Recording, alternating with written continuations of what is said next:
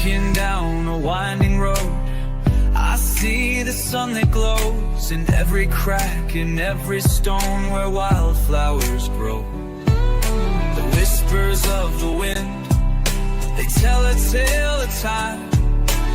Every broken heart's a lesson dressed in quiet rhyme. Tangled heartstrings pull and tear, they guide us through the haze. Every note a melody that plays through all our days. Find the strength in every chord, the courage to let go. Life's a song we're writing slow through highs and every low. The river runs its course, it bends but never breaks, just like the choices that we make, the chances that we take.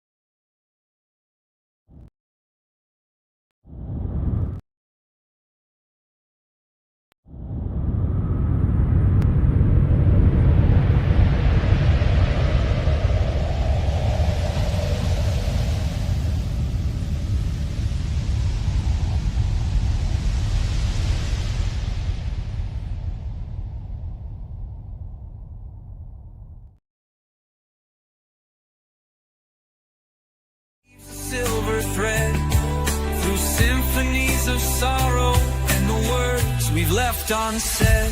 Tangled heartstrings pull and tear, they guide us through the haze. Every note a melody that plays through all our days. Find the strength in every chord, the courage to let go. Life's a song we're writing slow through highs and every low.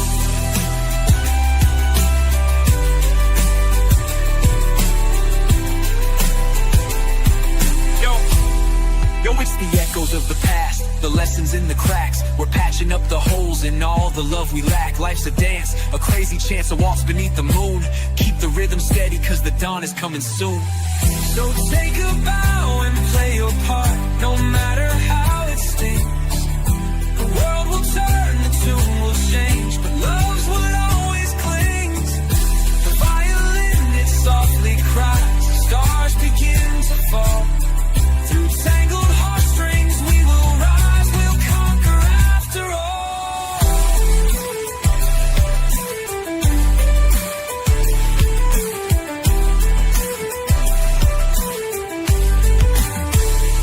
Tangled heartstrings pull and tear, they guide us through the haze.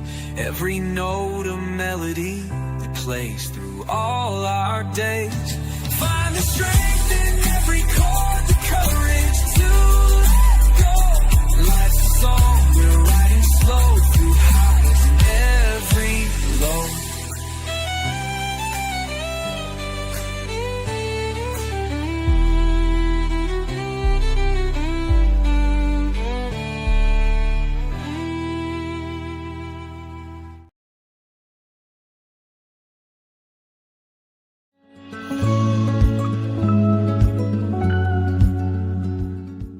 Have you ever FaceTimed or used a webcam to do freaky things with your partner? No, I'm too old for that shit. Yeah. FaceTime. Yeah. Yes. Yeah. I have with a person. Yes. Yes.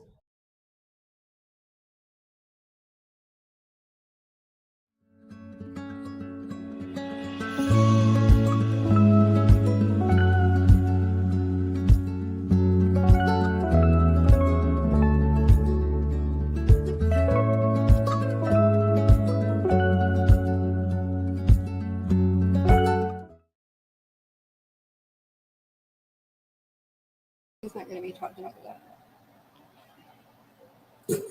Hey guys. Hey guys.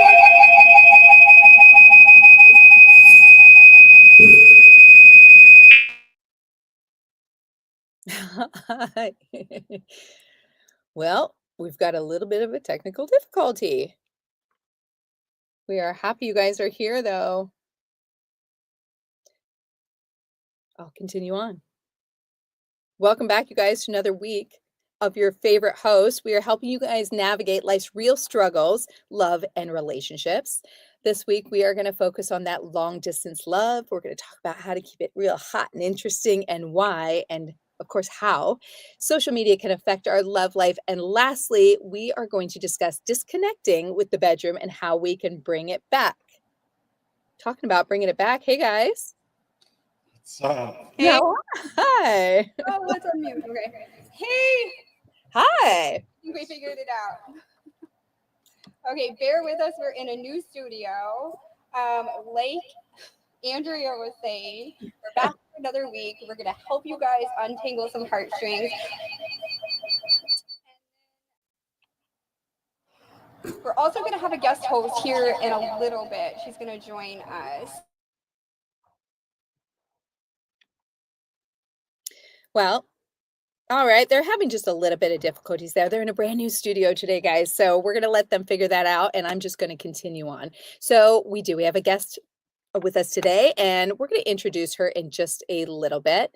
And, I'm really excited about this, most definitely. I think we are still up in the air whether social media is a positive or a negative within the dating and love world. We're not totally sure, right? So I think we could argue both sides. So I'm excited to kind of touch base on that today and see how that's going to go. I love hearing long distance stories. I've never really done the long distance relationship, so I don't know how many of you out there have, but they can be a little bit tricky. So we're just hoping that it works out.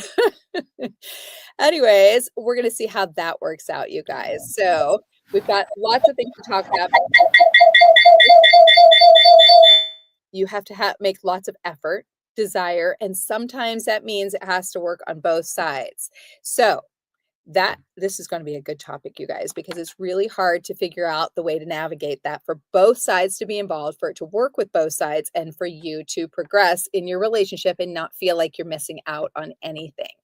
So it's a great topic. We're going to discuss on this. If you guys have questions, we would love to give you answers. Throughout the show, you're welcome to comment. We will try to catch all your comments in there and respond to you guys and say hello. Hello, Ruth Lampard. Welcome to the show. And we're going to try to answer some of your questions, but we also want to answer some of those questions offline. So if you have questions that you want answers to, don't forget you can email us at tangled@ld3productions.com. That is tangled@ld3productions.com.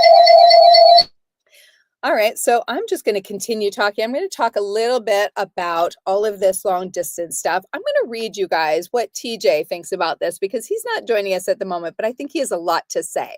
So for all his hopeless romantics, we're back in the show that no matter the distance, the time zone, true love is always there to stay. And the connection can always grow stronger if you keep putting the work in, right? That's what I was just saying. So I bet you're wondering if you can't breathe the same air as your love daily.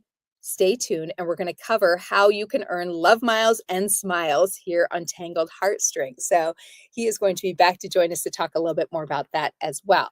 Now, if you've been following us throughout the season, you've learned a couple of different things about all of us, right? So one thing you may not know is that TJ is a traveling man. He doesn't consider himself a rolling stone. He's more of a collector of the money, he would say. TJ. All right, guys. I think we're back.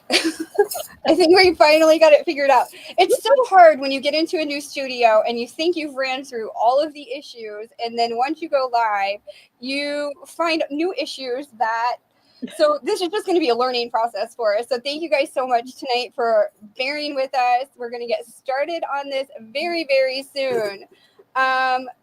Well, I basically just jumped into both of your shoes. I was pretending I was TJ, the traveling man, for a little bit, the Rolling Stone. Oh, yeah. I like the sound of that. I'm not a Rolling Stone, though. I love that. I consider myself more of the collecting kind of man that bring the money for home. from far away while preparing for my return.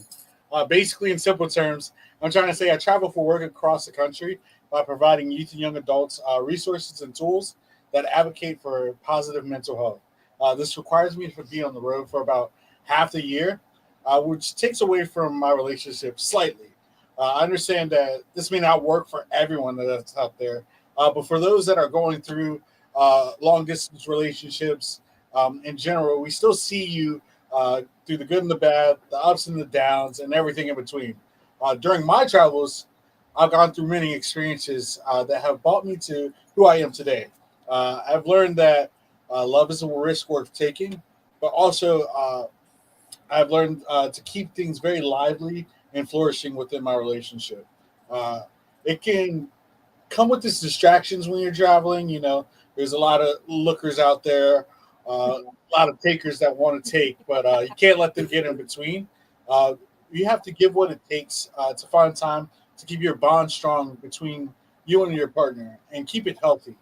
Some examples are just having a night of Netflix without the chill. We cannot have the chill there. Just once in a while, a chill. I don't think we can have the chill unless we, do something over FaceTime. We'll have to discuss that further between us too.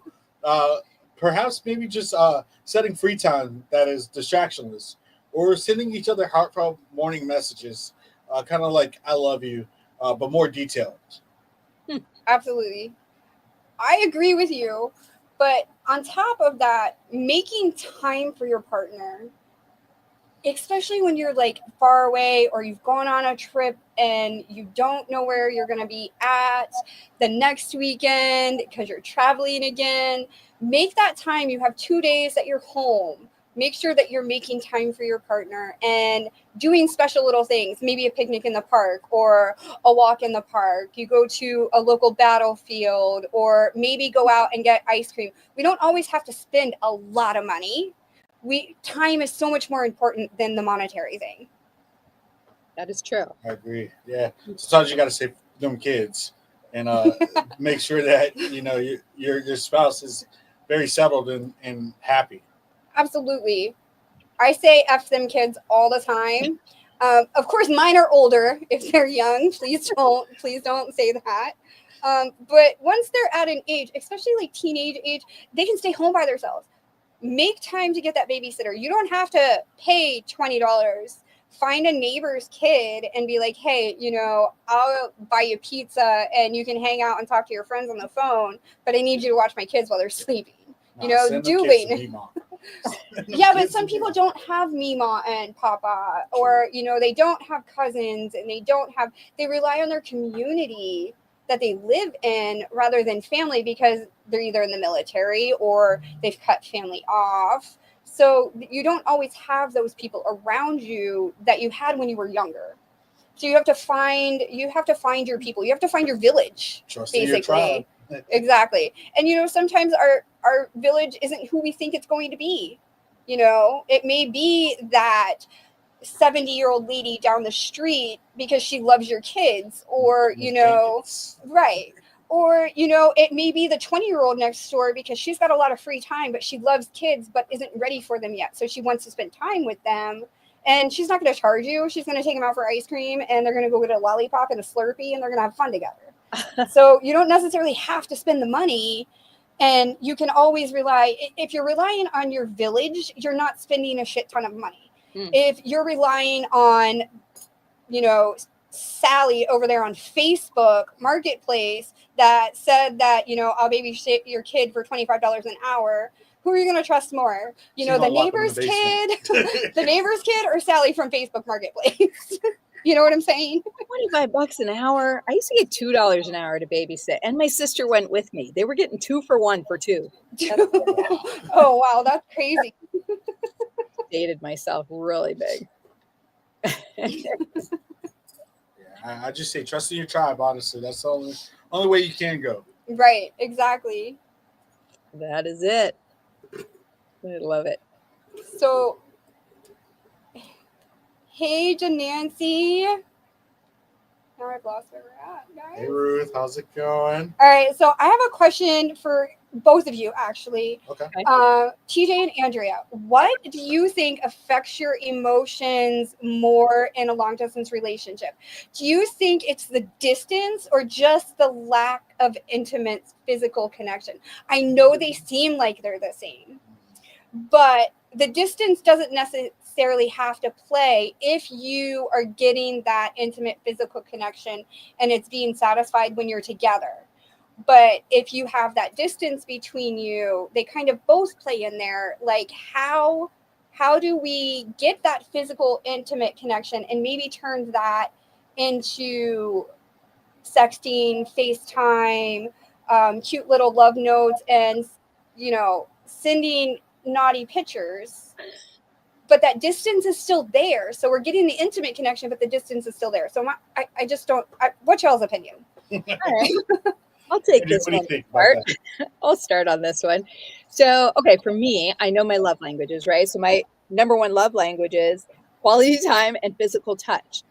So that puts a damper on a long distance relationship right off the bat, I'd say, because it's really important to me to have that quality time together and feel like I'm getting the intimacy that I need. So if I had to break it down though, of which one would be harder for me to miss if I was in a relationship, I think it would be hard for me. I think the actual long distance part would be harder because I like to have somebody there when I want them there. Like if I want to hang out with them, I want to hang out with them. And to me, it's just not quite the same when you have to do it over, FaceTime or, sexting on the phone or something like that. And I'm a terrible sexter. So I'm grateful for ChatGPT because it's going to help me out and give me some good lines. But I still don't think that I would be completely fulfilled until I have them unless they're sitting next to me. So long distance doesn't really work well for me. Yeah, it just doesn't. What about you? This is a tough question for me. I mean, I deal with it, of course, because I'm a traveling man. I think the real problem is the distance. Honestly, I mean, we could be right next to each other and connect and bond throughout the day. But if we are too far apart for too long, I think that's where we start to feel the separation because we're not seeing each other. I mean, texting can only go so far, I mean, you could send me a picture, but if I can't touch it, then it's like it's no point in it, And I'm actually not even depending on who you are, you could not be the person that likes texting or sexting. True. Or people sending you pictures. Like it could just turn you off, Yeah.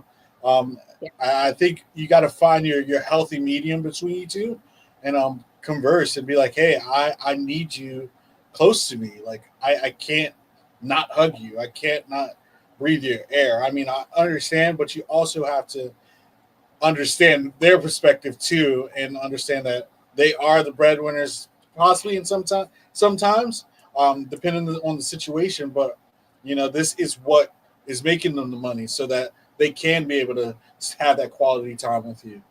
They can be able to provide for you. You're able to have that house and home over your head. You just gotta bear with the times, but know that they're always going to come back to you.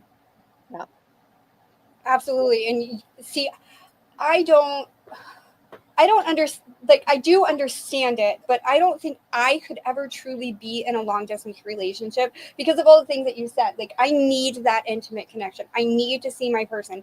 I need to, put hands on them every single day. Yeah. So I don't think I would ever be in a successful long distance relationship because there's so much interest to me. Now, believe me, I know that there are long distance relationships out there that work, but I just feel like there's so much of a lack of intimacy that the communication, my favorite word, guys, the communication has to be tripled or quadrupled, so, you have to make sure that communication is there or it's going to fall apart in the very beginning.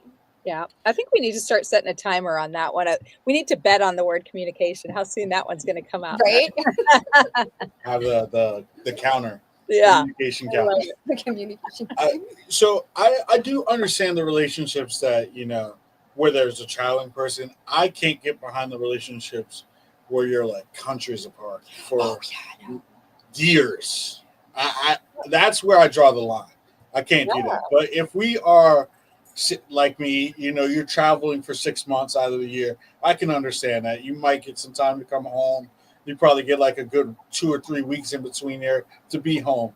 But if you're another country and I don't know when I'll see you again, that's when things become questionable for me. I think it's also hard to determine the true, maybe the true integrity of the relationship a little bit when you are not together all the time. Because if you're just spending, a weekend here, a weekend there, it's like going on vacation, right? Everybody's great when they're on vacation. They're excited to be there. They're in a different place. But when you are consistently dating, but you're not seeing each other, and then you start seeing each other maybe once every 2 to 3 weeks, you're not really feeling the actual vibe of that relationship, because you're just kind of feeling what it's like to see them for that moment, right? So everybody's kind of excited. You've got the excitement to see them. They come in, you're doing things you probably wouldn't always do. You might be going to different, things, not just sitting at home being in a normal atmosphere. And so I think that makes it a little bit tricky when you're doing the long distance. You have to make sure to, if you are seeing each other every few weeks, to make it as normal as possible when you do see each other. I think that's super important. I agree with you. But also, when you get to that point when you're so long distance and you're starting to have that feelings that maybe this won't work out, that's when the jealousy starts in. Like, we're so far apart. I don't know what you do every single day. I don't know what, who you're hanging out with. I don't know where you're sleeping at night. Yeah, maybe we have them on Life 360 or, Apple Location or whatever. And believe me, we'll get into that in a whole nother episode because I don't believe in it. I think it's stalking. But honestly, the jealousy starts coming in and then it starts breaking apart. So again, communication. Yeah. If we are starting to feel jealous and we're in a long distance relationship and we know we love this person and we want to make it work, we need to open the line of communication and be like, hey, I don't like that I don't talk to you for 6 hours. And you are late on responding to me. So it makes me feel a little bit jealous because I don't know who you're with or what you're doing or, what time you got home from work. Because when you live together or you're in the same area, you know what time they get home from work, what time they ate lunch, you know where they're sleeping at night. So when you get into this long distance relationship, jealousy, I think, is probably the number one cause. I don't think it's distance and I don't think it's lack of intimacy. I truly think that in a long distance relationship, it is lack of communication and complete jealousy because we're not opening up that line of communication and allowing our partner to know, hey, these things make me jealous. And can we sit down and figure out how we can make this work? I love you. I want to be with you. And we need to figure out how my jealousy tendencies and maybe your jealous tendencies can be alleviated and then they can work together. But if there's no communication, how is it? And this is even in the most perfect relationship. Yeah. If you're not communicating, it's going to disappear. It's going to dissolve. Period. Man, you just gave me a nice little thing to say. Okay. And it's lack of communication leads to frustration, yes, which leads to temptation. Yes. Ooh. Yes. Because if our partner is jealous of what we're doing, we're getting frustrated with our partner because they're accusing us of things that we're not going to do. And generally, as a human being, if we're being accused of something, why don't we go out there and fucking do it anyway? You know what I'm saying? I mean, if you're going to say that I'm cheating on you or, that I kissed so-and-so and you continue to beat it in my head and say, hey, I heard that you kissed so-and-so and I hear it again the next day and I hear it again the next day. I'm like, oh, fuck it. I'm going to go kiss so-and-so. And then you're going to have a reason to know this. Yeah. It never happened before, but I'm going to do it now because I keep getting accused of it. So why don't I just go ahead and do it? And our kids do the same thing. We tell them not to do something. It's the same concept. And they want to fucking do it. They don't know what to do. Exactly. So it's kind of reversed in the adult version when jealousy comes into play. We keep getting accused of the same thing over and over and again. And maybe it's not with the person that we're being accused of doing it with. We find somebody else to do it with. Do you know what I'm saying? Yep. Someone fill that void. Exactly. I agree. So make sure we're opening up the lines of communication with our partners, guys. Seriously, don't slack there. Yes, for sure. We've got a few fun questions coming in. Why don't we touch on those real quick here? Okay. Okay, we have Nathan Nathaniel. Nathaniel. I got it. All right. He's asking, what's your love language? So I actually mentioned this, I think probably before he came on, but mine is quality time and physical touch. But I do want to say, those can be interchangeable, and sometimes they change depending on who you're with too. So sometimes, depending on the way they're responding to your touch or not, it can change where you're at. And I also have to think sometimes whether it's a give or take, like, do I like to be touched or do I like to be the toucher? So that's important to think about too. What's your guys' love languages? Ooh. I'll touch on it. Yeah, go ahead. I don't actually know mine, which is kind of ironic, but I think I'm kind of all of them, honestly. Like, talk to me dirty if you want to. Give me a nice gift. Do some quality time with me. Touch me when you want. As long you as a little bit of all of them. Yeah, and acts of service. Cook me some dinner tonight, girl. I love it. But I guess it really depends on like my mood or like the time of the month. Like I'm kind of like a woman right there, but I can't pinpoint one for me, honestly. I think they all play a part in how I love and how I like to be loved. I think that's a great answer though, Absolutely. TJ, because I think we do a little bit. If you do a little bit of all of it, you're going to have a great relationship. I am a huge physical touch and acts of service, but wait, I'm huge on all of them, obviously. Or they like to give it to you. Wait, talking sexual acts here? We're not talking about those things. Come on. Okay. So, are you for acts of service? You like to do the acts, or you like somebody that's doing those acts of service to you? So, I'll put it this way. I like to make dinner. I like to make sure that he has clean clothes. I like to do all of the things that would be a burden to him if he had to do himself, because he works 16-hour days. Okay. So he goes out and he earns an amazing amount of money for us. And then I'm at home. I'm a stay-at-home mom. Well, obviously I'm doing this now, but I was a stay-at-home mom for so many years. And I just feel like if I'm going to be staying at home with the kids, yes, that's a lot of work, but he's out here breaking his back every single day, getting up at 3-4 o'clock in the morning while I sleep until 10 or 11 o'clock, So it's just, I used to get up and do the breakfast thing and all of that when the kids were younger, but now that my kids sleep in, especially during the summertime, I'm like, okay, I'll pack your lunch the day before. Yeah. But I love when he does things for me too, like opening my car door or, bringing me flowers home, or even just sending me a little love note, like, hey, I miss you. I can't wait to get home. Like those are acts of service to me, like letting me know that, hey, you've thought about me today. That's an act of service, because they don't have to think about you. Yeah. They could go around their work day and not even think about you one single time. But the fact that, hey, he thought about me and he took the time from his day and went ahead and sent me a message and said, hey, I can't wait to see you, or whatever the message may be. But like, I'm constantly texting him anyways, because I'm a needy bitch. I am a super needy bitch. So I feel for him. I don't know how he does it, and I love him to death for it. All right, let's do one more question. How soon is too soon to meet the family? Cool. Okay, that is a good one. Okay, so my thought, how soon is too soon to meet the family? Have you guys decided that you're going to spend the rest of your lives together? Honestly, because if you are just dating and it's just going to be temporary, there is no reason to go hang out with mom and dad and cousins. Yeah. If in 3 months you're not going to be with them anymore.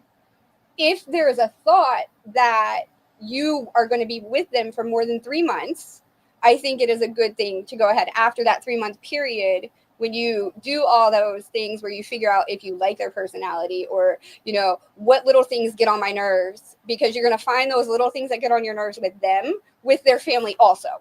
Mm-hmm. So you want to make sure that you're willing to spend a significant amount of time with the partner. and maybe even wait until you guys move in together, to be honest, because I don't want to meet every single person that my kid dates. I have 5 kids. If I met every single person that my 5 kids dated, every single time they dated somebody, I would meet hundreds of people. And not saying that they're awful because they date a lot of people, but when you're in elementary and middle school, they consider them dating. So you're thinking about from elementary all the way up through life. Do I want to meet all those people that my kids say that they're dating? No, absolutely not. So I think 3 months is a good mark. Yeah, I kind of agree on that. I'm sorry, TJ, you can go ahead. I got a quick question behind it for both of you. Is it wrong for someone to meet, like, introduce friends with benefits? It depends on, so you're friends first, Yeah, right? yeah. Okay. And then the benefits come later. You're never going to have a friend with benefits right off the bat. Okay. I don't think that, I mean, I don't know. I don't date. Yeah. So I don't think that, like, okay, yes, you're not going to decide that your one night stand is going to be your new friends with benefits, is my thought process. I mean, yeah, the sex might be great, but yeah, you but might I only think you happen can 3 meet times. someone. I think you can meet someone and you go out on a date and you realize this is not my future person, but Right. I really, kind of dig him. I'm attracted to him, and you agree at that point. Hey, let's be friends. But hey, I'd like to do some other stuff if you want to, because I'm not dating anybody else. Okay, let's do that. Right, And but there would that be a friends with benefits or a long time one night stand? Because sometimes you get with your one night stand and you go maybe 3 months. Yeah. Maybe 3 months. Yeah, I think it. You're like, do you know what I'm saying? Like, you're like, oh, it was that good. We need to hit it a few more times. I mean, I feel like after 3 months, it's a relationship. But I mean, that's what I'm saying. That 3 month mark makes a relationship to me. I really think 3 months. In that 3 months, it takes 4 months for a man to fall in love with a woman. At 4 months, a man knows if he is going to marry that woman or not. Do you know what I'm saying? Yeah. All right, guys, those are all the questions that we can ask, that we are going to be able to answer right now. But I have a question for you guys to think about for just 1 second. Do you know the person in real life before sexting? And just a minute, we will go ahead and hear what our viewers think about it. Take that.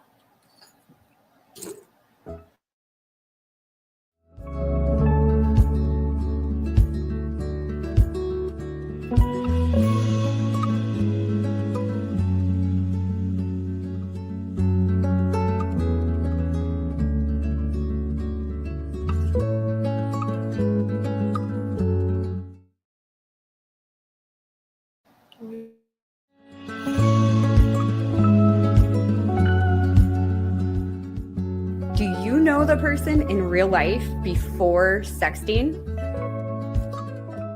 I'm also too old for that shit. Well, him. Wait, repeat the You know question. the person in real life you sexted. Sexted? Oh yeah, of course. Know everybody who's sexted with me. Yeah. Before sexting? Yeah. 99% of the time, yeah. Not all the time.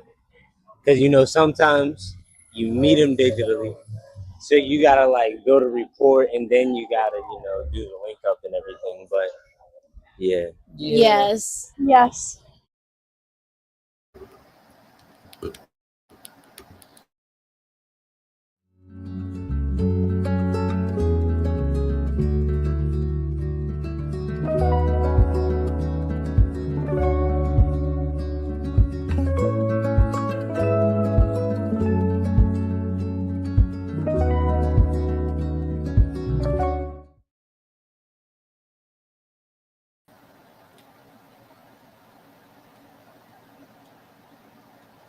Hey guys, we're back, and we have asked the question that Mia asked. So, you want to ask it one more time, Mia? I think we answered it with our MOS question. Oh, they already got it So there. that was our MOS question for today. I forgot to mention that. So just a quick reminder, I know that you guys have a ton of questions for us, and we cannot get to them all, unfortunately. But if you would like to be featured as one of our questions, on an upcoming episode, go ahead and send us a message over at tangled@ld3productions.com.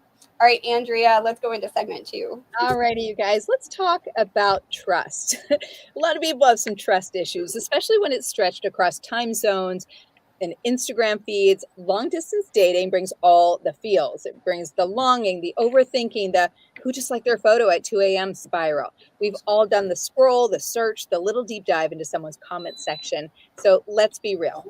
Where is the line between protecting your heart and driving yourself crazy? There has to be a line. There's a very thin line, I'd say. And what about virtual flirting, like DMs, the fire emojis, late night combos? Is that crossing a line? So we also ask, is it harmless fun? In a world where communication and connection is just a click away, trust can feel shakier than ever. So today, we are going to dive into the messy, murky waters of love, long distance, digital temptation, and what trust really looks like in a modern relationship. So for me, I'm going to add, there's always that thin line. I'm probably the one spiraling at 2 a.m. No, that's me spiraling. I spiral all the time. No, I actually don't. I'm pretty good at that, or actually I've gotten better. Let's say that. I think we all go through phases in our life where we go through that jealousy stage, or we go through the very anxious attachment, and we don't know, when we're going to hear from them, or I haven't heard from them lately, or they don't like me anymore, all of that good stuff, until we really work on ourselves. We always say that about really working on yourself and loving yourself. And then you get to a point where you are just at peace with everything, and you understand things are going to happen, whether no matter what you do or not. You can sit and spiral and wonder and go crazy, but what's going to happen is going to happen. So what do you guys think about all of this? I used to be a spiraler. I don't do that anymore. But guess what? Guess why I was spiraling? Why? Because we were not communicating properly. Oh, there you go. So that's there key. was no line of communication. So that leads to spiraling. That leads to the jealousy. That leads to all the things that cause relationships to fail. Yes, for sure. Very difficult. But I think a lot of that comes in, like, okay, with spiraling, we're going to call that social media stalking, right? So how is that different from actually trusting? Do you feel like when you're spiraling and looking through people's social media, is it just to be content, just to go, oh, okay, everything's good? Or are you looking for something? Because if you're always looking for something, you're bound to find something, right? Yes, I agree. I don't consider so stalking and spiraling are completely different to me. Okay. That's the spiral. Spiraling is like you've just hit that jealous point. You've just hit that jealousy point. You don't know what's going on, and you're just going down this rabbit hole after rabbit hole after rabbit hole. He's followed 16 new people. He's liked 84 new photos. Let me follow him and make sure that, I can see what he's liking on Instagram because it only shows at the bottom of the screen. Do you know what I'm saying? Yeah.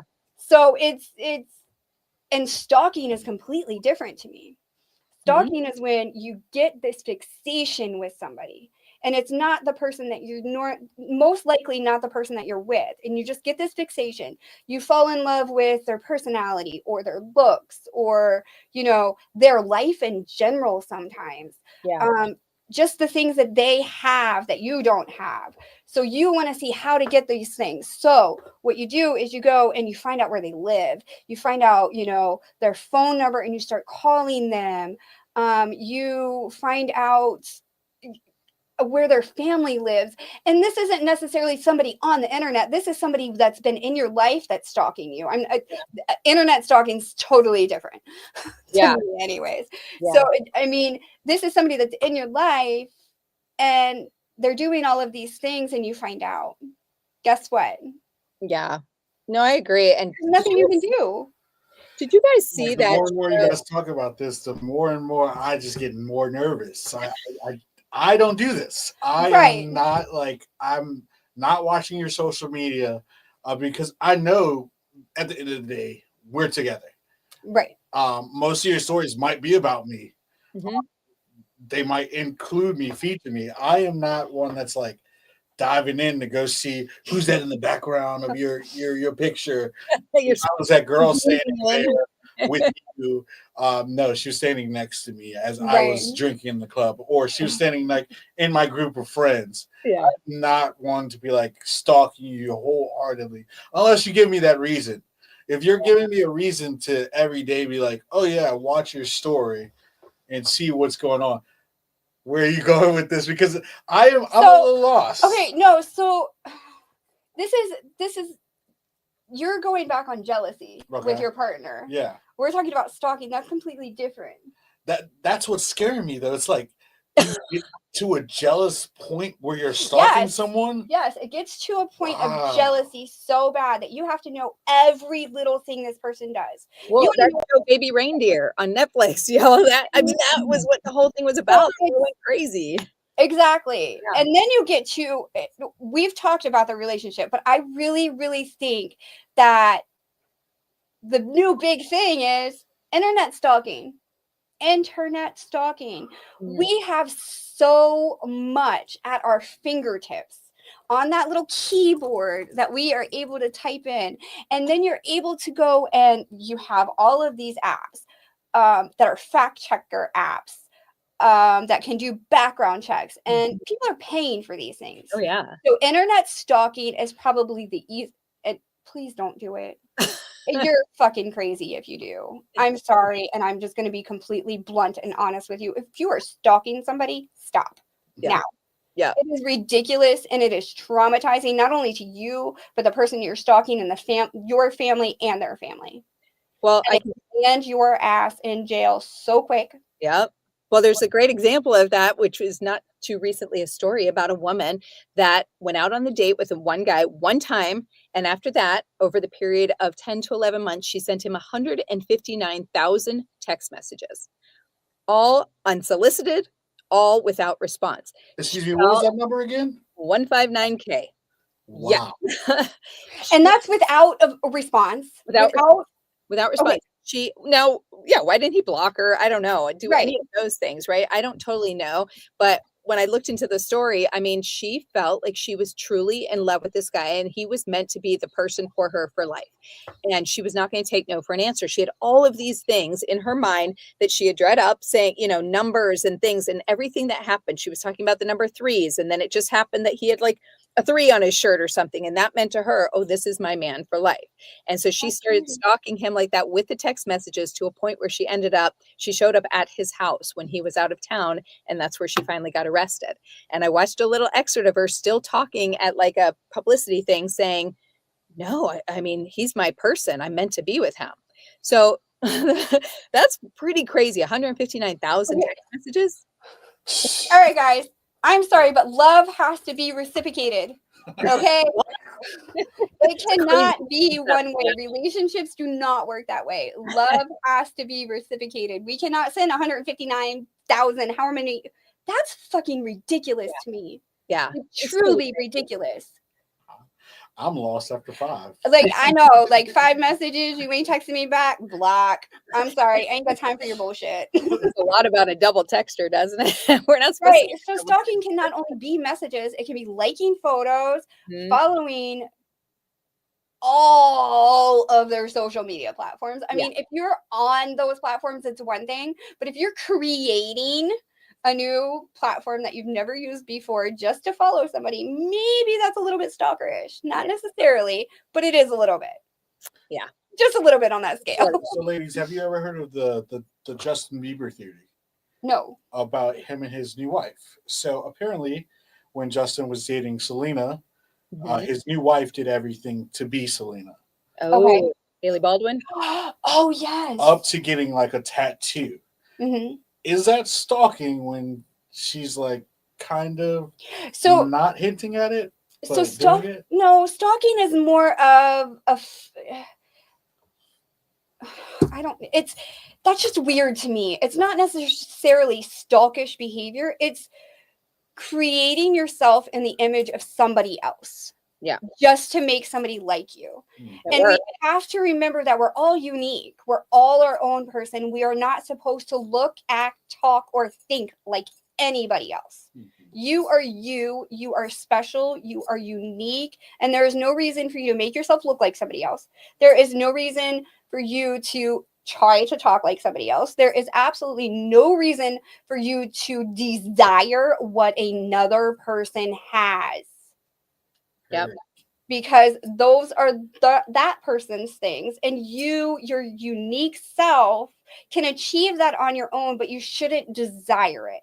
You should make it a goal, because desire leads to jealousy in that situation. Desire and sex are completely different, but desiring what somebody else has is a jealousy thing, especially when you're taking that desire and making a new image of yourself. Maybe you change your hair color to blonde because, your boyfriend's ex was blonde.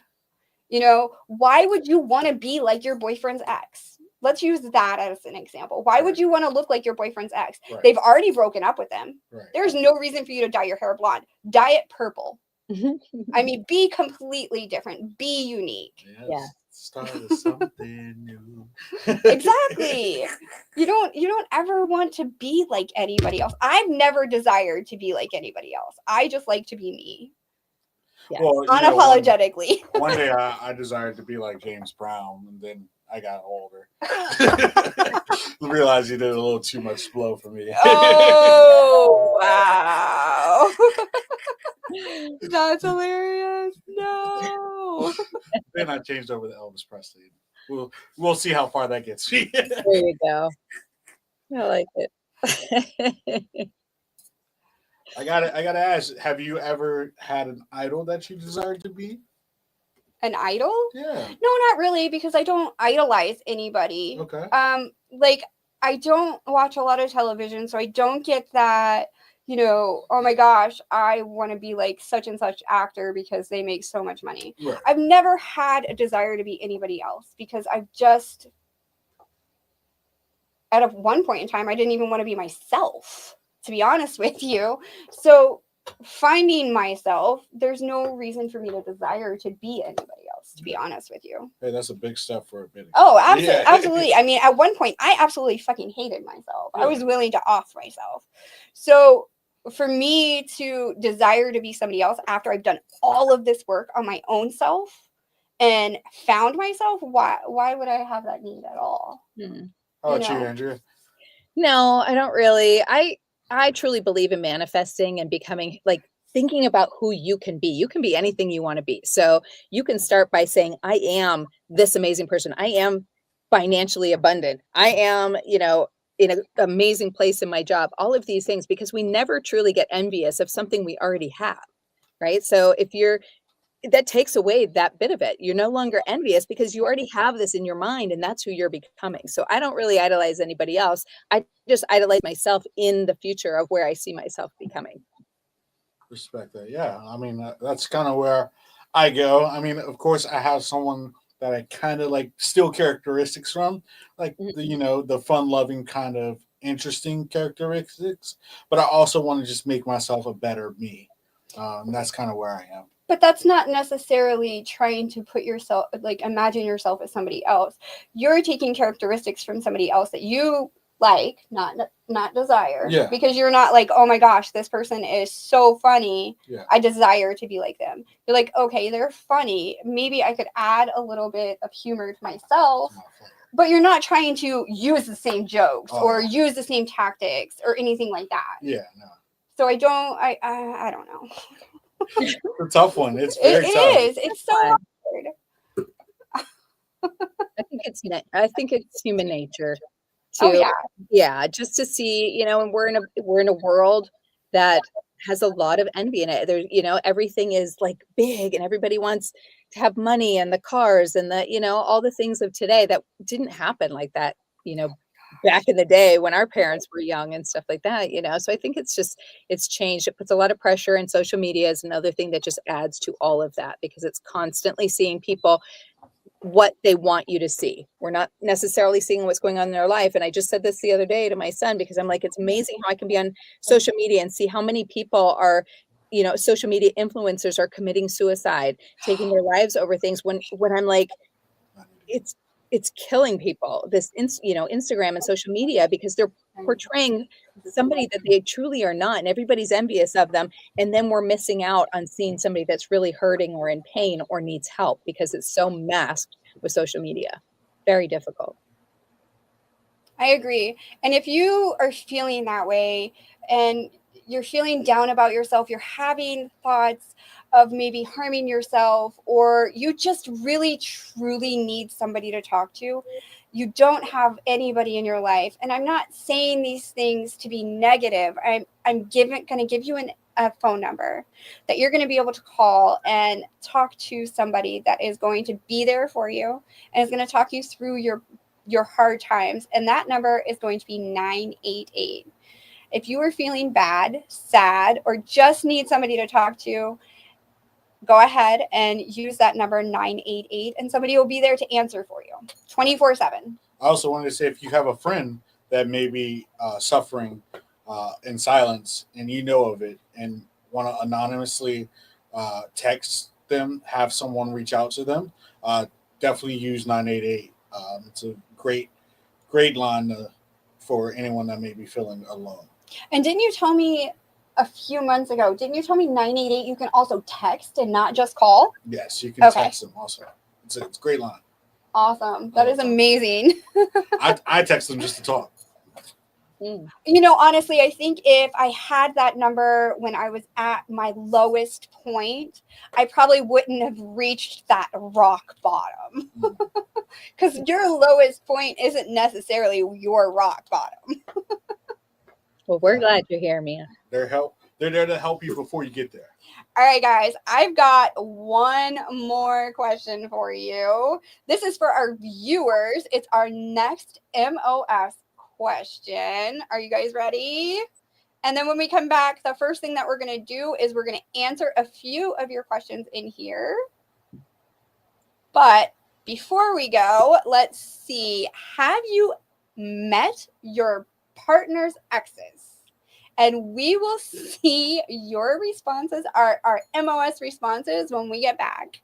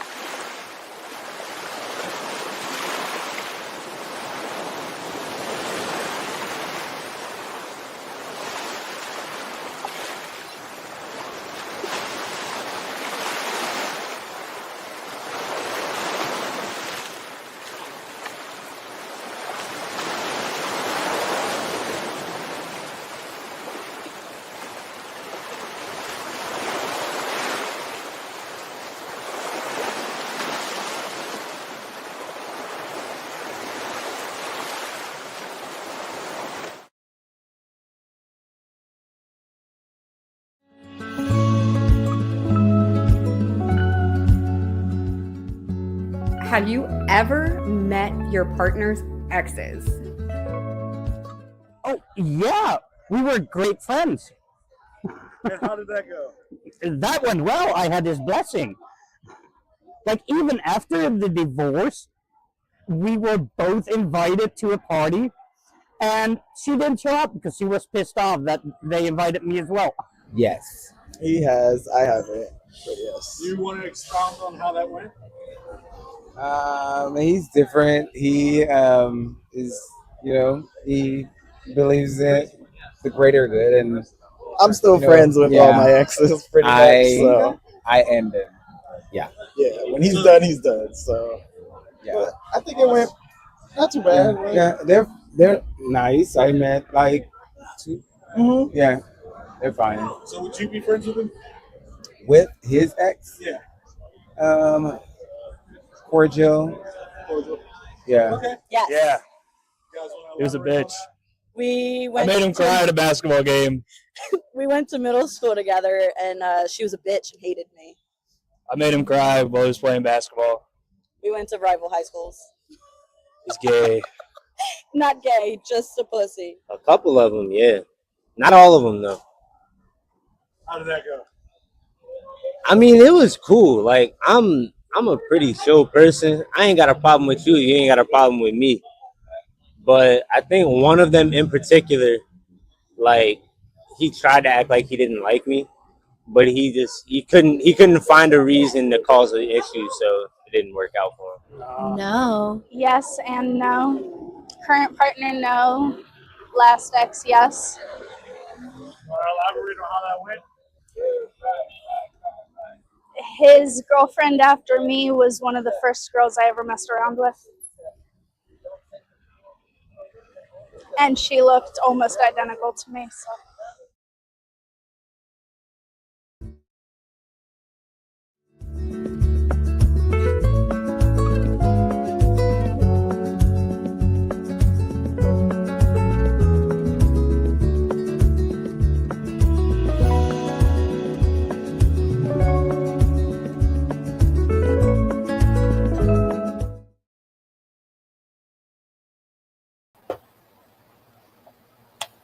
All right, guys, I'm going to hold up on my promise and we're going to answer a couple of your questions before we get started on the next subject. Okay, so first question, we're not going to scroll too far up. Okay, I like this one.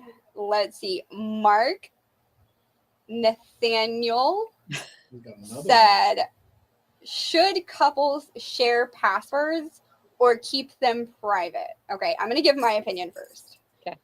Because honestly, I think you should share your password, but you should never have the desire to use that shared password.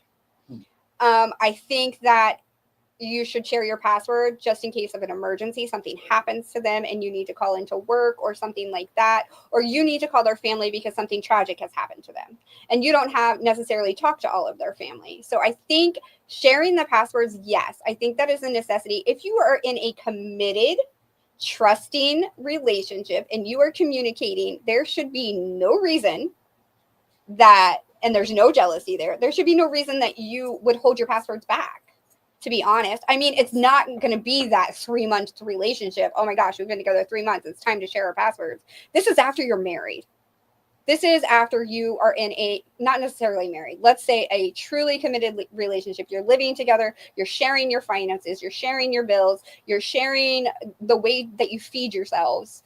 Absolutely share your passwords, but never have the desire to use them. If you ever have the desire to use them, you are not communicating properly. You are not communicating properly, and you are going to cause a rift in your relationship. That, before you open that phone with the password that you have access to, you need to discuss with your partner why you feel the need to open their phone.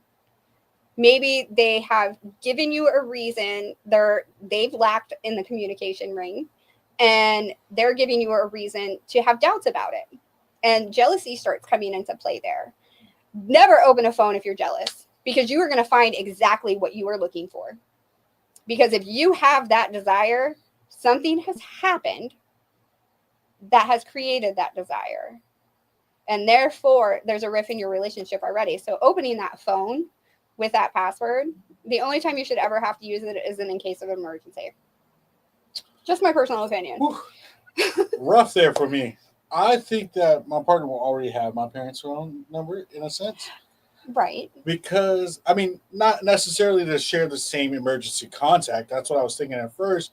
But I think that if we're in a relationship and you've met my parents, I think that you're kind of trying to build a relationship with them in a sense. So you'll already have their numbers stored in your phone. So there will be no need for you to go into my phone. But you can share the passwords depending on how your relationship is. Sorry about that. It's okay. Depending on how your relationship is. But yes, there should be no reason that you need to go on your partner's phone at all. But you brought up a good point. Yeah. That your partner should already have your parents' information. But what if there is a rift between your parents and your partner? And this is what I'm talking about. I never really got along with my in-laws. God bless their souls. They're in heaven now. But I do not, I did not have a good relationship. For the longest time, I would have never called his parents if I didn't have. But did you keep their number? I lived with them. So you kept their number? I did keep their number, but it wasn't out of a choice of keeping it. We were not financially stable enough to live on our own. Understand. And eventually and this is when we had the most of our problems because there was a lack of communication there. So we look at this as, and this is where I was taking it from, which great. Yes, if you guys are in a great relationship and you guys are cordial with the parents, absolutely have their phone numbers, talk to them, go and have lunch with them. But there are families out there that have so much animosity between them. But when that tragic thing happens, that maybe they got into a car accident, and we never want to use this as an example, but they've gotten into a car accident, they're in a coma, and there's been a rift between you and the family for years. How are you going to get a hold of them? If you don't have your partner's password, how are you going to get a hold of them and let them know, their son, their brother, their uncle is laying in the hospital in a coma? Do you know what I'm saying? I hate to go that tragic. Trust I have something to say to that, Mia. Tragic. So my son had just asked me this just the other day, or he kind of told me he likes to watch a lot of true crime shows, and you made me think of this. But he was like, everyone should have an if I go missing file. Right. Right. So then you have your file in there. So maybe you're not necessarily going, hey, so-and-so, here is my actual password. So you have it, but you actually have a file folder that is kept maybe, in a certain spot that everybody knows about. And it has all of the things in it that they may need to know in case of emergency. Your password for your phone, your password for your safe, or whatever it might be, your parents' numbers, you have everything listed there that you need them to know. So maybe that's another route. If you're not feeling comfortable about fully giving your password to somebody, you can have your own folder that should something happen to you, in case of emergency, they can use that. So that's another option. Hold on. So you use the word comfortable. Okay. Use the word comfortable with a password. Okay. Yeah. Are you comfortable enough to sleep in the bed with them? Are you comfortable enough to take a shower with them? Are you comfortable enough to eat dinner with them? Are you comfortable enough to have sex with them? If you are comfortable enough to have sex with somebody, why are you not comfortable enough to, and you're doing all of these, not necessarily just sex, but please do not give your one night stand your password. Please don't. But I mean, like, you're in a committed relationship. You're comfortable with all of these things. Yes. But the one thing that's holding you up, you share finances. Well, not everybody they does. watch you shit at night. This is what I'm saying. This is what I'm Not getting. everybody does all that stuff. You're speaking from I get that. Your marriage. Like for those of us that are out here dating and even dating 6-7 months, you don't truly know somebody for 7-8 months. I've dated a guy who ended up stalking me after the relationship. Do I wish I'd not given him my passwords because he got into my email and all of that? Sure, I do. So I wish I hadn't done that. And so you don't really know. It's a lot easier for you to say sitting in a 20+ year marriage than it is for other people that are out here dating. And not that we're not comfortable doing it, but I think that there needs to be a level of comfort for you to do that. Sex is sex sometimes. Right. No, I agree. Yeah. I totally agree. Sex is sex sometimes. Yeah.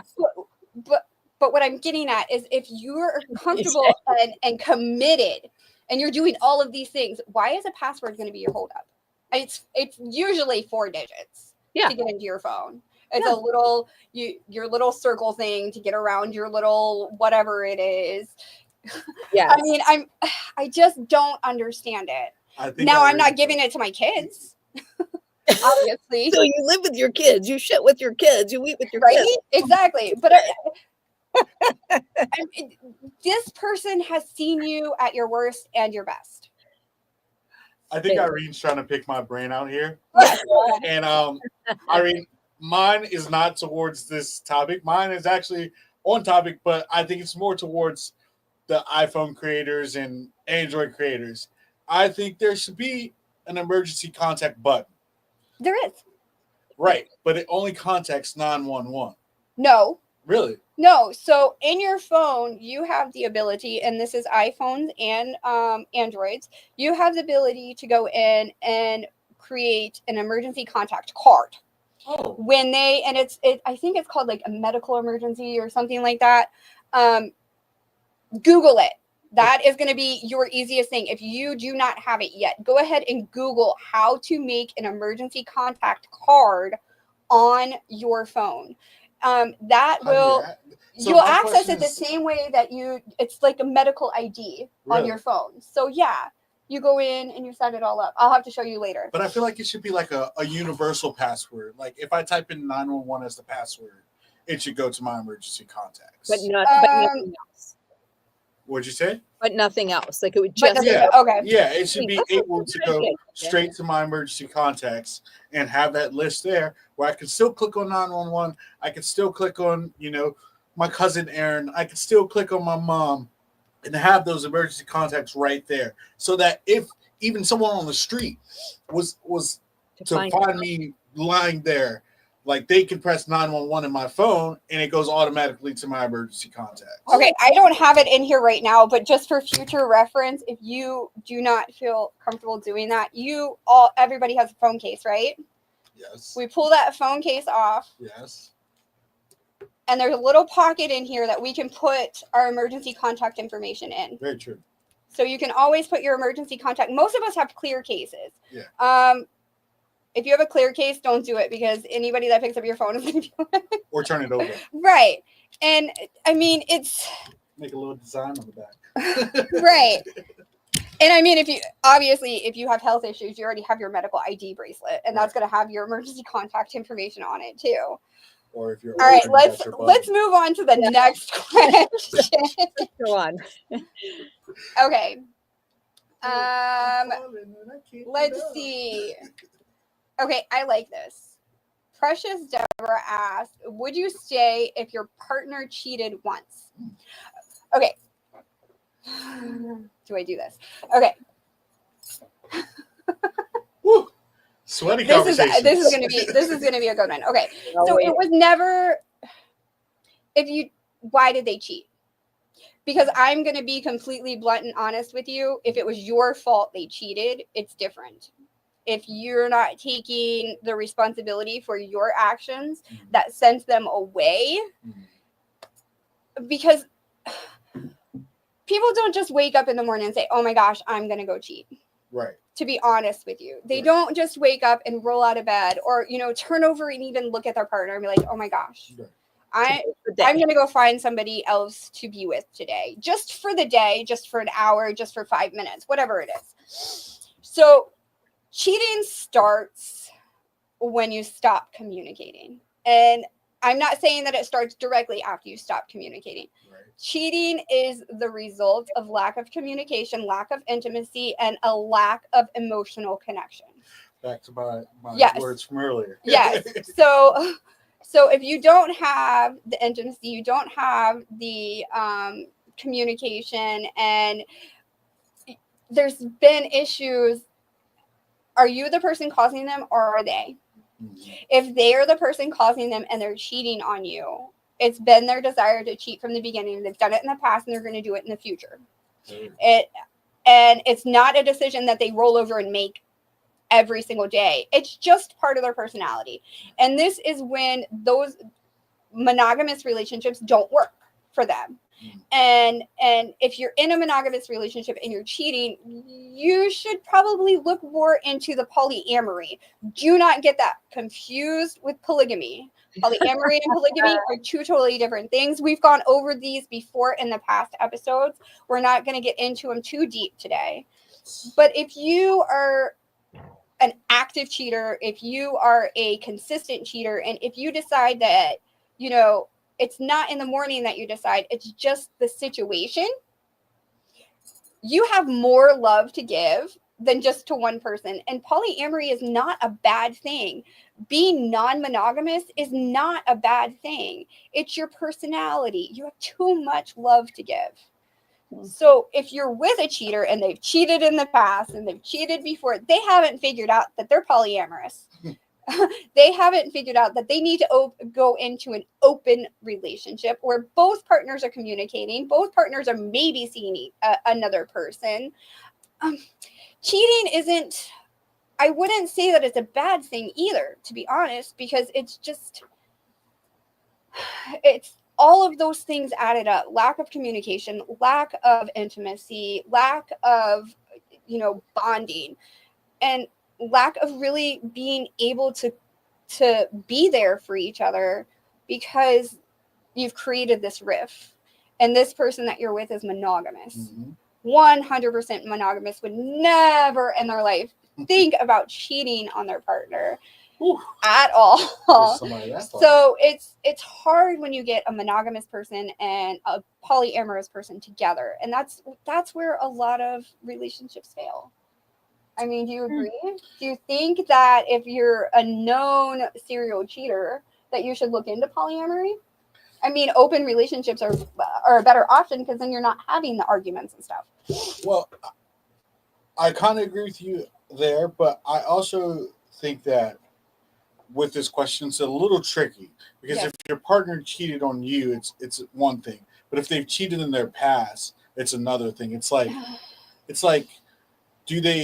are they planning on cheating on you again, or are they working on themselves to be better in your relationship now that they're having? Now, if they cheated on you specifically, I think you have to weigh your options there. Right. Are they, like Mia said, is it you or is it them? What is really going on in there? Okay. But if they've cheated in their past, it's like, what are they doing now? Are they working to better themselves? I'd agree with that. Right. But they've cheated once. Okay. Yes. Yeah, this is giving me they cheated on you. They've cheated once. Can you live with them if they cheat again? That's my main question. Well, I think that's where it comes in. You'd be okay and still stay with them, and you have to think about that, because you're going to think about that consistently until the trust is built back up and the communication is there. So every day you're going to wake up. Are you going to be okay every day waking up and be like, oh my gosh, is this person going to cheat on me again today? Mm-hmm. What did I do wrong to make them cheat? Maybe there was nothing that you did wrong at all. You're the loving and caring and most amazing person they've ever been with, but yet they still went out and did this bad thing. Are you going to be okay when you wake up in 2 weeks and you find out they did it again? Are you going to stay with them that time? I think that's when you have that real conversation. Right. Where is this what you're known for doing, or like, what are you doing?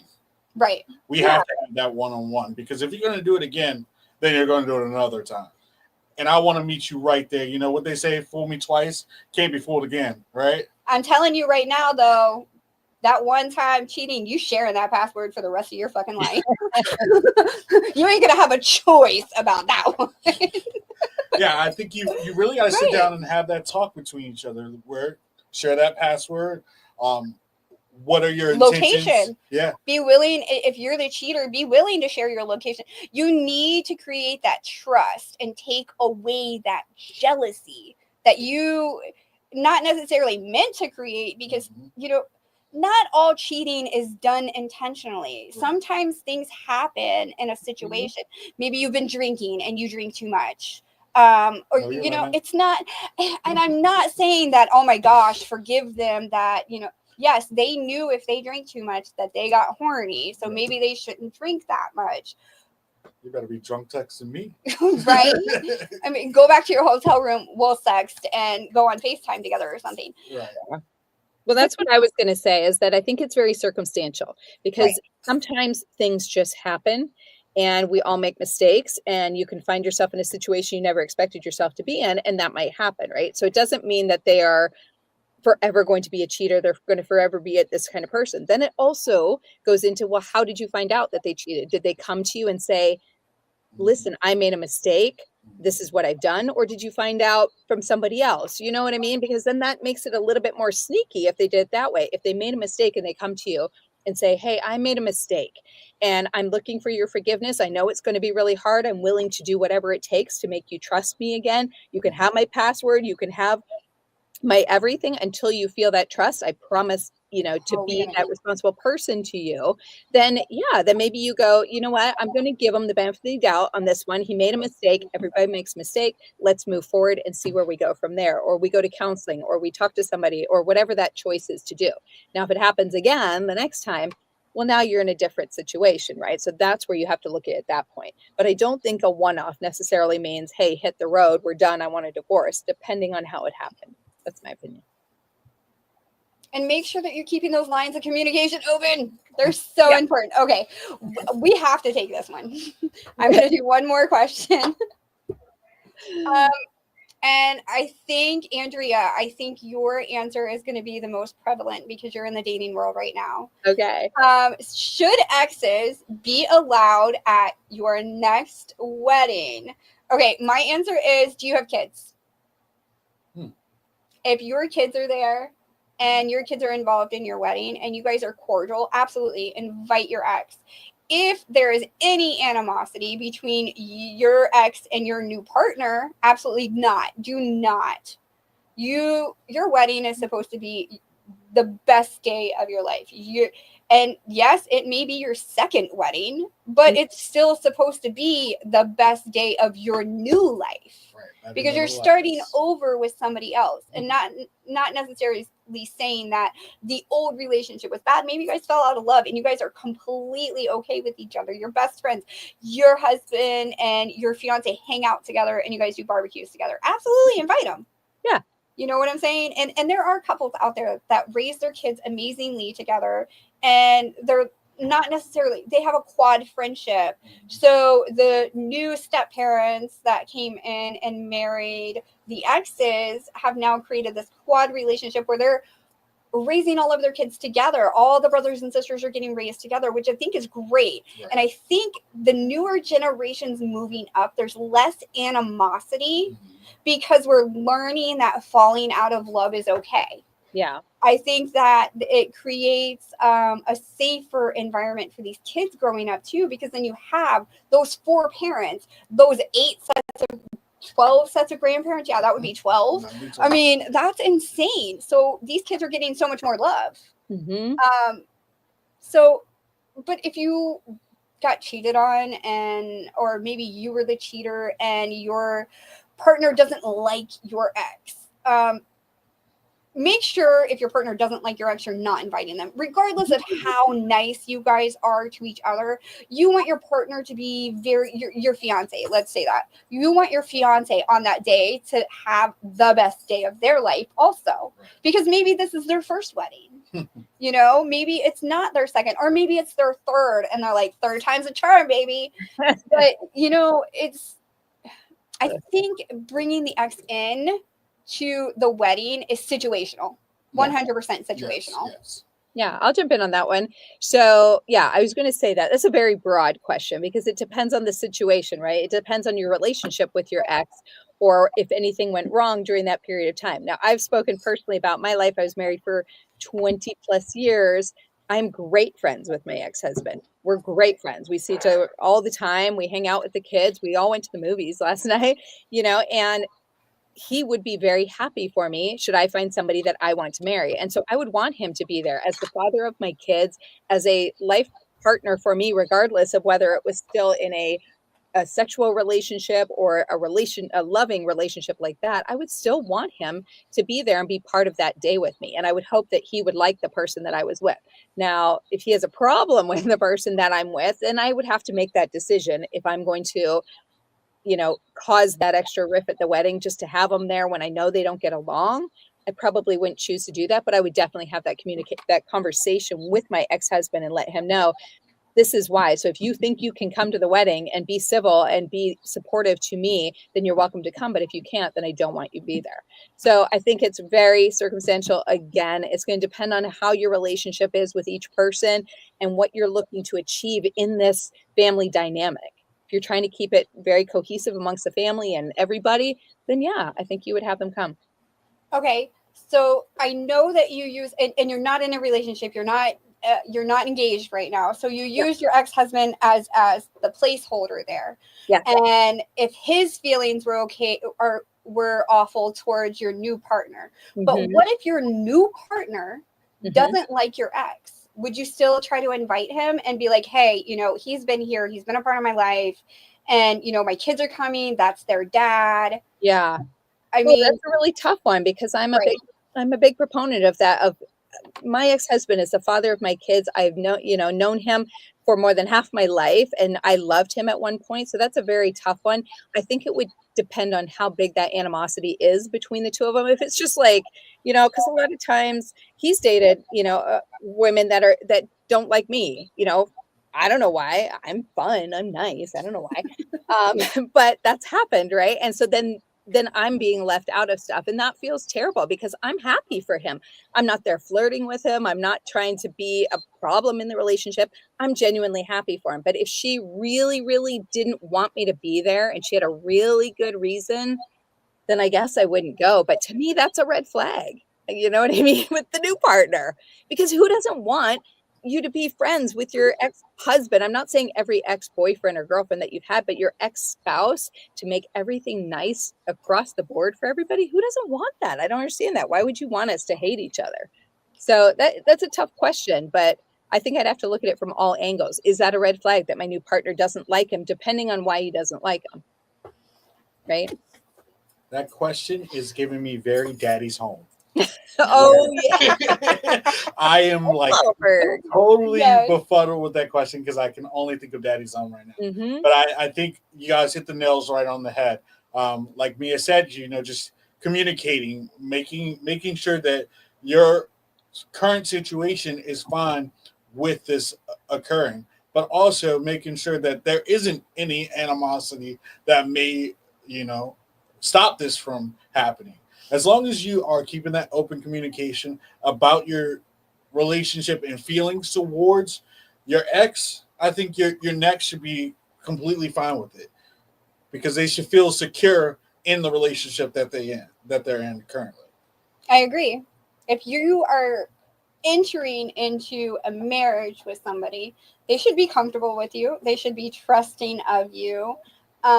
If you're entering somebody into a marriage with somebody that you don't trust, you're not communicating with, and you don't like any of their friends, or you're going to start becoming controlling over who they can hang out with and all of that, that relationship is doomed from the beginning. Are you married? Right, exactly. Why are you getting married? Because if there's not trust, red flag. that is a huge red flag. No, I agree. But I also want to mention, me and my husband have been together for 24 years, almost 25. In May, it'll be 25. I love that man. And if anything were to ever happen to us, I would be best friends with him, obviously, because he's my best friend now. Yeah. And it would be us falling out of love. It wouldn't be due to cheating or anything. And if that happens, then that's a whole nother story. And we'll be back on here talking about it. And I'll let y'all know how that goes down. But Exclusive. oh, it'll be an exclusive special from Tangled Heartstrings. What not to fucking do to piss me off. Yes, so Lorraine, Right? I'm just gonna come on here and berate everybody. But if I were to, like, we're best friends, we're raising, all of our kids are grown at this point, and I find somebody else because we're not together anymore, and that partner doesn't like my ex, I'm not inviting them to the wedding. And this is the reason why. Yes, we can be friends and we can hang out, but he doesn't have to come to my wedding, because why am I going to create an animosity on my special day? Mm-hmm. If there's any fighting or anything happening, that's going to be between me and my fiance, because things are not going properly the way I had planned it, because I am a type A personality. That is going to be the only argument, right? That's going to be the only reason. I don't think that I could bring my ex to my wedding if it was going to cause any problems at all. If it is not going to go completely smooth, and I am going to have a completely stress-free day, besides of the little wedding stresses that happen, there's no reason for him to be there. He was part of my past, and in that relationship with me in the past, my future is with my fiance, and my priority is now my fiance, not my ex. In the past, when I was married to my ex, my priority was my ex.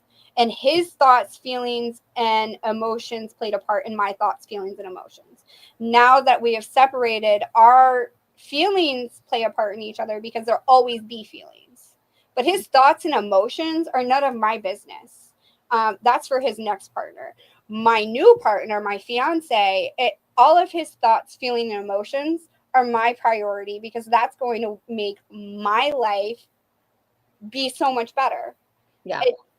My ex doesn't matter at that point in a relationship that is going to be my future. Yes, I'm still going to hang out with him. We're still going to go grab beers on Friday night, and my husband's probably going to be with me after we get married, because it's not that it's a lack of trust.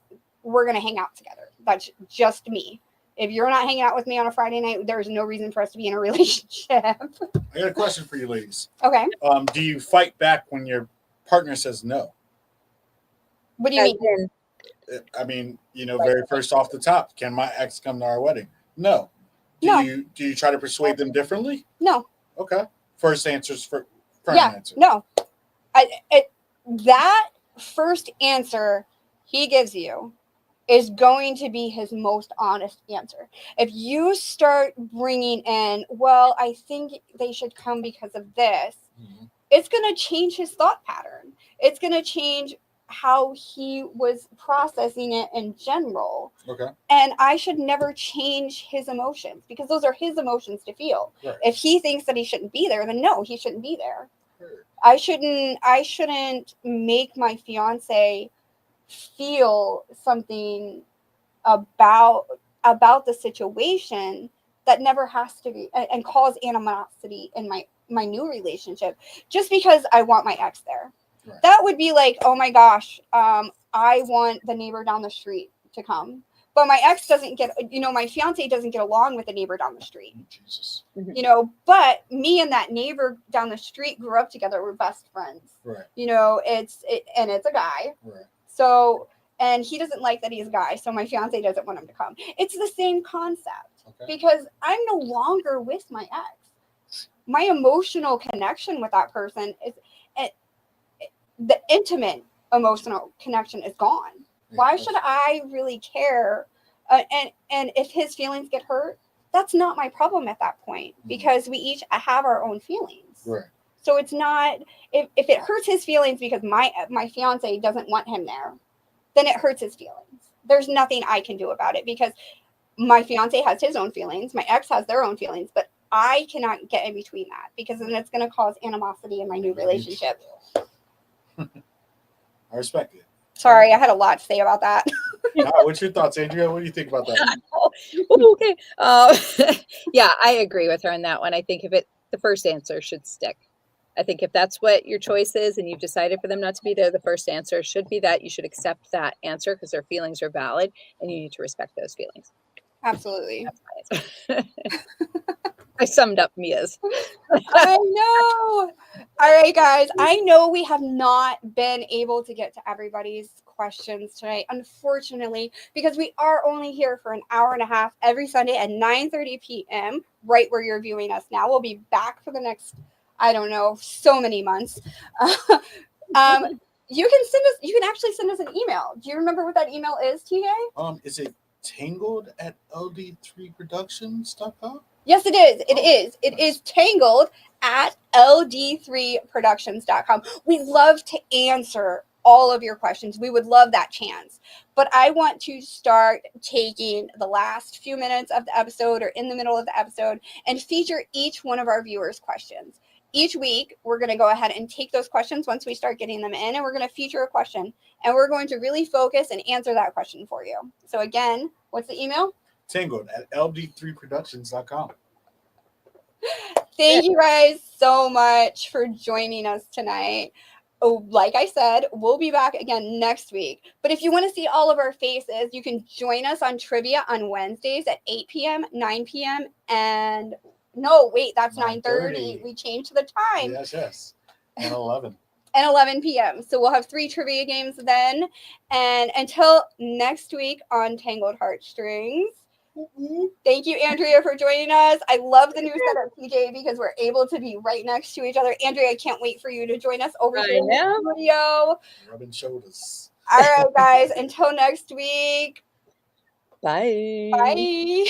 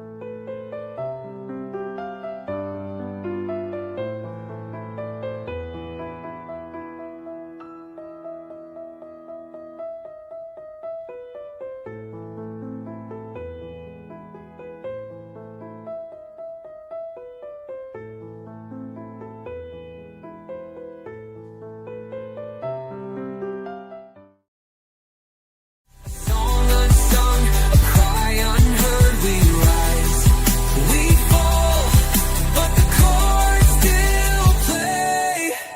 Guidance is found in the light of day.